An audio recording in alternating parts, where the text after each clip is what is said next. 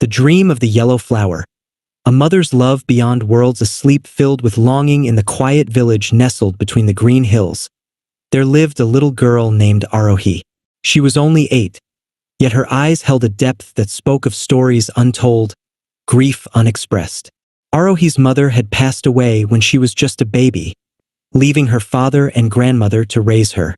While she never truly knew her mother, Arohi often felt her absence as an aching void in her heart, especially when she saw other children wrapped in the warm embrace of their mothers. Night after night, Arohi would lie in bed, staring at the ceiling, her little heart silently pleading to meet her mother, to understand the bond she had only heard about in stories. Does she watch over me? She would wonder. Does she miss me too?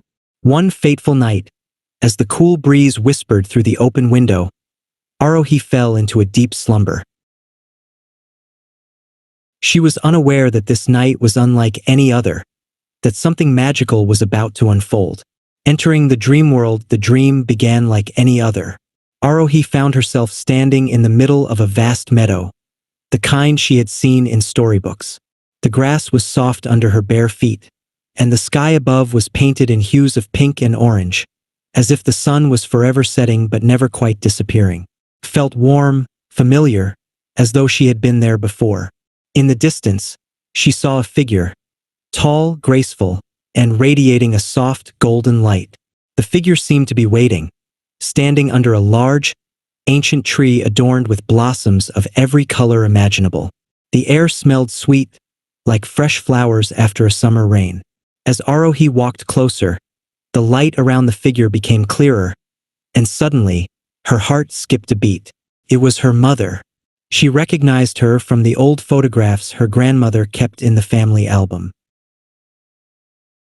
Her mother's long, dark hair cascaded down her back, and she wore a simple white dress, with a peaceful smile resting on her lips.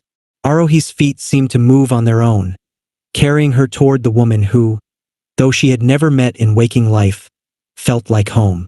"Mama," Arohi whispered, her voice shaking with a mixture of hope and disbelief. The woman knelt down, opening her arms wide, and Arohi ran into them, feeling the warmth, the softness, the love she had only dreamed of but never experienced. "Arohi," her mother whispered into her hair, "I've been waiting for you." The gift of the pant clip as they held each other. The world around them seemed to shimmer, as though the dream itself recognized the sacredness of the moment. Arohi pulled back, looking into her mother's eyes. "I miss you, Mama," she said, her voice breaking. "I know, my love," her mother replied gently, wiping away a tear from Arohi's cheek. "But I've never truly left you. I am always with you, even when you cannot see me." Arohi nodded, though her heart still longed for more time, more moments like this one. "Will you leave again?" she asked, her voice small. Her mother smiled softly and reached into a small pouch that hung by her waist. From it, she pulled out a delicate pant clip, a simple silver object, but on it was fastened a yellow flower, bright and cheerful, as though it had been plucked from the meadow itself. The flower looked fresh, almost alive, its petals glowing in the soft light of the dream. "This is for you," her mother said, gently fastening the clip onto Arohi's waistband. "Whenever you miss me or need me, hold this close, and I will be near." The yellow flower symbolizes hope and joy, the kind that never fades, even when we are apart. Arohi looked down at the clip, feeling an inexplicable warmth spreading through her chest. She touched the flower softly, its silky petals brushing against her fingertips. Felt real even in the dream. "Thank you, Mama," she whispered, her heart full. "You are my sunshine, Arohi," her mother continued, placing a kiss on her forehead.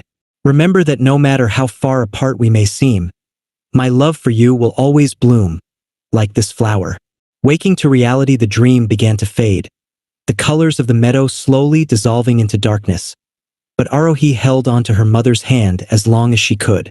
"Don't go," she begged, her voice trembling. "I will always be with you." Her mother's voice echoed, growing fainter. "Always." With that, Arohi awoke. The first thing she noticed was the sunlight streaming through her window, casting warm golden rays across her bed. She blinked, sitting up slowly, the remnants of the dream still clinging to her mind like mist in the early morning air.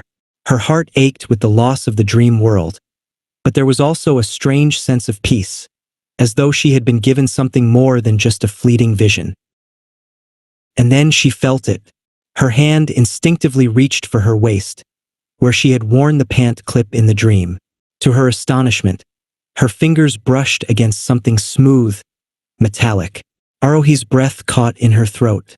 There, clipped onto her pajamas, was the very pant clip her mother had given her in the dream. The yellow flower was as vibrant as ever, its petals soft and delicate.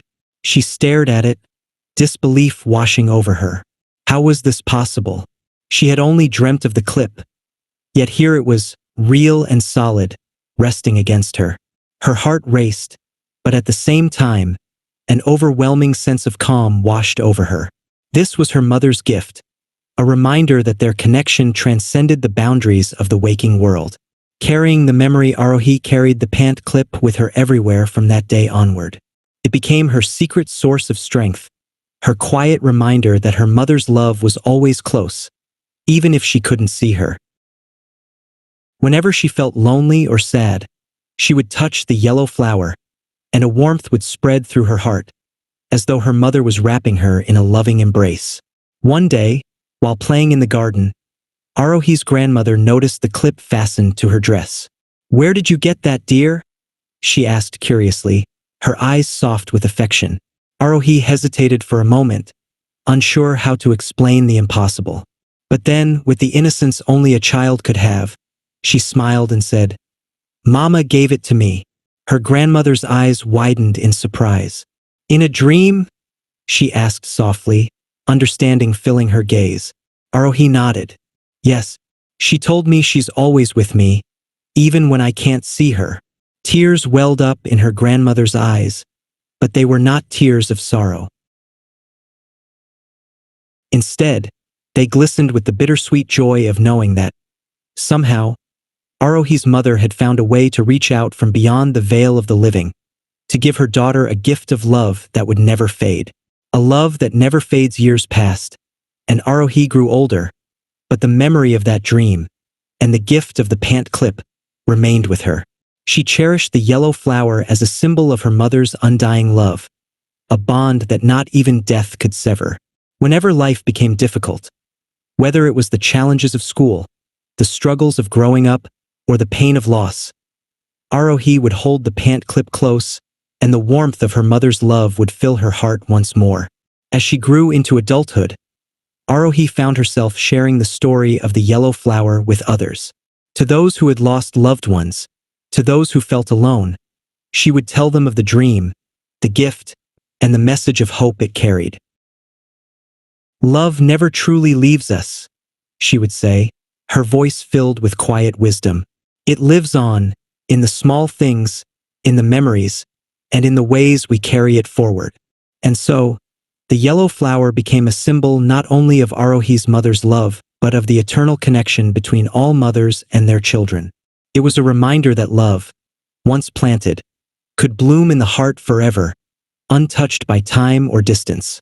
Arohi's story, passed down through generations, became a tale of hope, reminding everyone that a mother's love is a gift that never fades, a flower that never wilts, even in the most distant corners of dreams.